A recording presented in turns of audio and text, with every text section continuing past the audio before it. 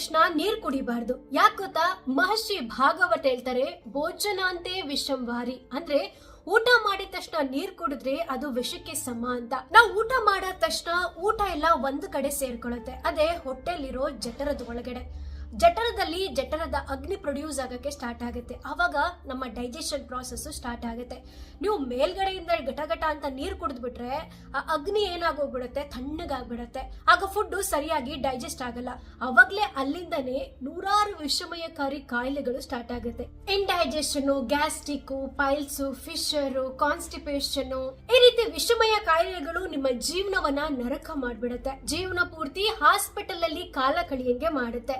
ಅರೆ, ಊಟ ಮಾಡ್ಬೇಕಾದ್ರೆ ಗಂಟ್ಲಿಗೆ ಸಿಕ್ಕಾಕೊಂಡ್ರೆ ಏನ್ ಮಾಡೋದು ಅಂದ್ರೆ ಸ್ವಲ್ಪ ಕುಡೀರಿ, ಏನೂ ಆಗಲ್ಲ. ಆದ್ರೆ ಜಾಸ್ತಿ ಕುಡಿದ್ರೆ ಪ್ರಾಬ್ಲಮ್ ಆಗುತ್ತೆ. ಊಟ ಮಾಡ್ಬೇಕಾದ್ರೆ ಜಾಸ್ತಿ ನೀರು ಕುಡಿಯೋ ಸ್ನೇಹಿತರಿಗೆ ಶೇರ್ ಮಾಡಿ. ನೀವು ಅದೇ ರೀತಿ ಮಾಡ್ತಾ ಇದ್ರೆ ತಪ್ಪದೆ ಕಮೆಂಟ್ ಬಾಕ್ಸ್ ಅಲ್ಲಿ ಕಮೆಂಟ್ ಮಾಡಿ ತಿಳಿಸಿ.